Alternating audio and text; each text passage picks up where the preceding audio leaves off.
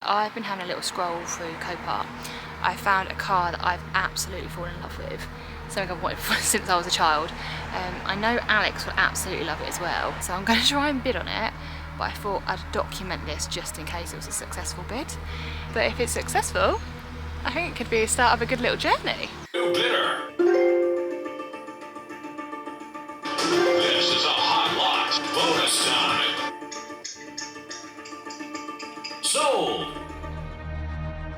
I've asked Alex to come down to the unit because I've got a little surprise in store. Not entirely sure how this is going to go down. Could be interesting.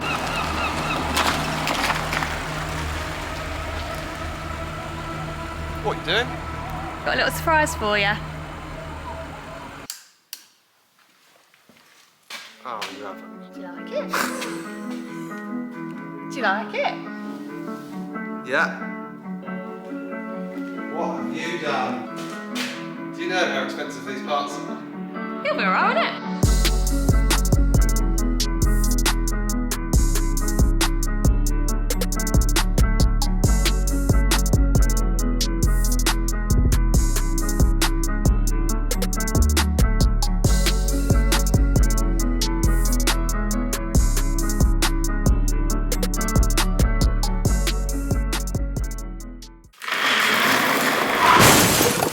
That's what's happened, basically. What has it damaged? This part here is the wing, form the top half of the bumper. Goes all the way back down. It's all made of fiberglass.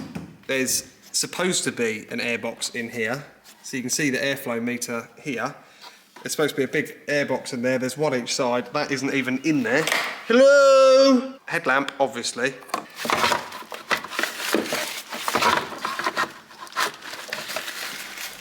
What's we got in my little goodie bag?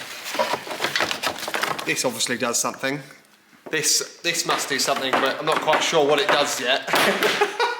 Maybe you have to blow down it. The other good news about this, in further investigation, is headlamp brackets seem to have survived. We've got headlamp bracket here, and up here, and they are all still intact, so that's also great news. Even though this has been categorised as an S, which is structural damage, there isn't any. From what I can see from up here, we will have a further investigation underneath, but looks like we're in good stead. The crash cam here is perfect. The headlamp brackets are perfect. This front part is perfect. If we look at the panel gaps, obviously this has been pushed over slightly, and it's only just pushed the rubber up. But the panel gap is good on both sides. So, and also the bonnet is perfect. But it did push everything over, and you can see it's cracked this wing as well here. I'm gonna obviously have to try and source 2 wings for it. Definitely gonna need both the front wings, front bumper, headlamp, wheel, airbox, under trays, belly panels. This wheel might be repairable. No, we're definitely gonna need a new wheel as well, because there's a nasty chunk out of that. What is surprising is the tyre is still full of air, so how that's happened, I have no idea. We've also got some nasty damage on this door. What is frustrating on these is the doors are made of aluminium, so this is quite difficult to get out. Aluminium, if you're American. We've got further damage here. There's a tiny bit of rust appearing on this, which means this rear quarter is made of steel, which should be much easier to repair than the door. There's also some damage on the rear boot. This is made of fiberglass, the same material as the front wings. This rear reflector seems to be broken too. Carbon fibre diffuser, broken. Looks expensive. Have you seen how much a headlamp is for one of these? New headlamp, plus that.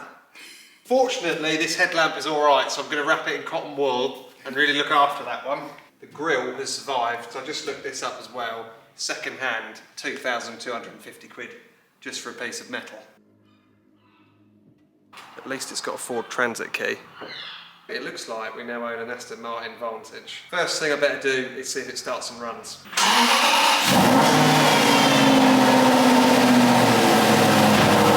It runs, but it doesn't go into any gear. So I think the first thing we need to do is get the Autel on it.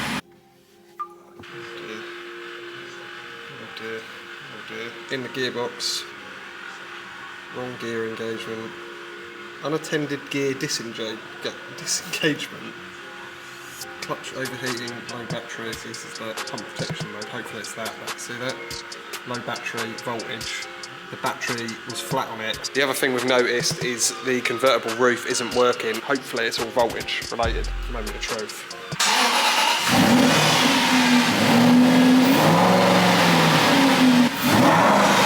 You smell that? Yeah. Clutch is sick.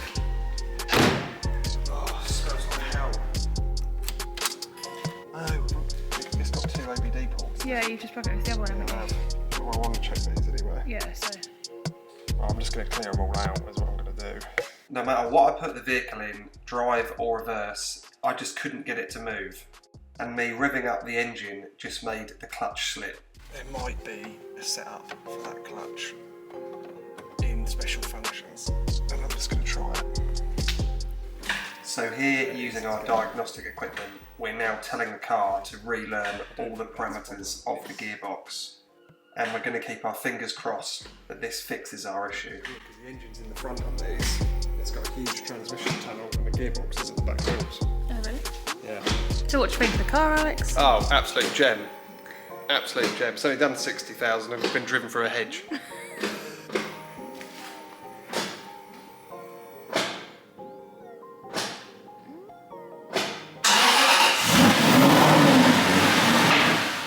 Luckily, this fixed the issue. Whether it's down to a flat battery, I don't know. But it's working, so we're happy with that. All good? Well, it stinks of clutch, but it's not gonna it's not gonna wheel spin like that if the clutch is slipping. Is my theory. If it's that bad, Yeah. and it's biting and giving drive, but then it's just the ABS kicking in and dipping the power out. I think it's all right. The roof still don't work? What's happening here is the window isn't dropping when I'm trying to open the door. Because of this, the convertible roof won't work. So the window needs to relearn its parameter before the roof will be enabled to open and to close. Are you doing the passenger window as well? Passenger works now. Really? Drivers don't, yeah.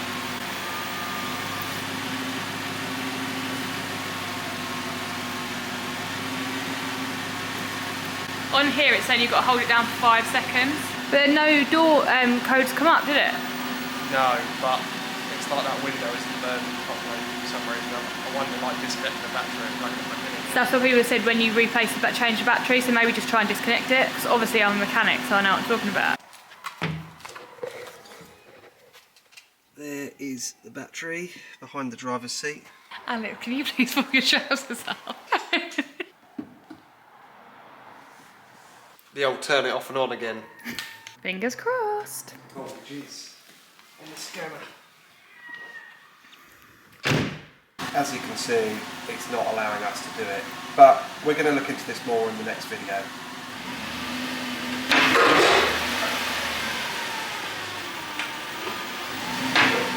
Clutch don't work, roof don't work, it's broken.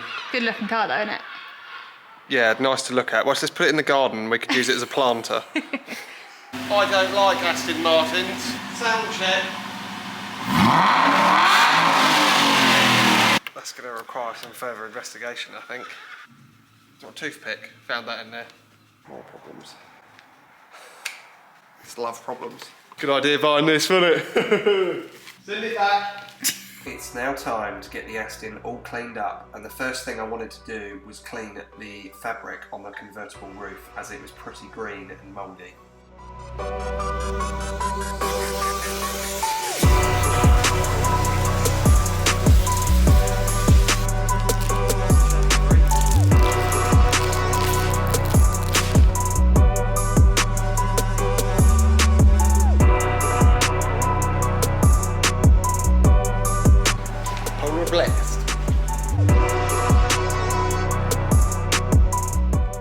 Today we're using the Auto Glim Polar Collection. It works with a pressure washer and it's pretty easy to use, and I definitely would recommend this. Polar wash.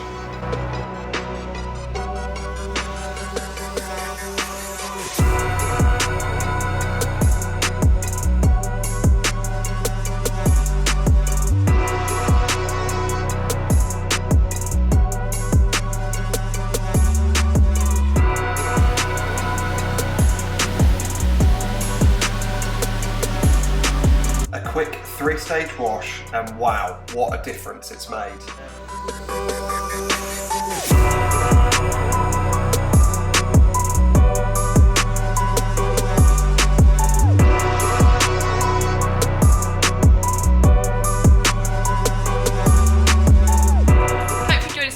Subscribe to our channel to continue watching us on our journey and attempting to put this back on the road.